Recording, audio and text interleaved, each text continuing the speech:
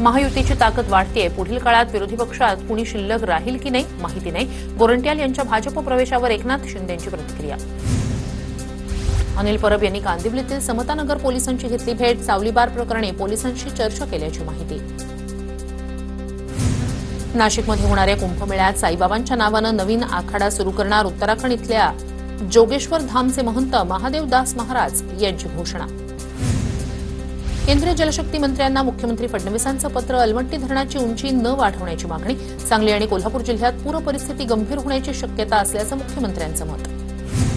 तुळजापुरात 10 दिवस तुळजाभवानीचं दर्शन बंद. 1 ते 10 ऑगस्टपर्यंत मंदिरातील सिंहासन गाभाऱ्यात जीर्णोद्धाराचं काम चालणार. त्यामुळे दर्शन बंद.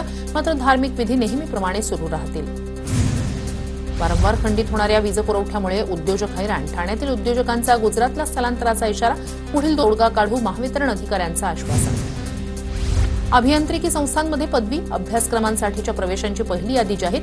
पहिल्या फेरीत 1,99,000 जणांची नोंदणी तर 1,44,000 विद्यार्थ्यांना प्रवेशाची संधी. राज्यात आरटीई अंतर्गत यंदा आतापर्यंतचे सर्वाधिक प्रवेश. 88,000पेक्षा अधिक जागांवर प्रवेश तर 21,000 जागा रिक्त.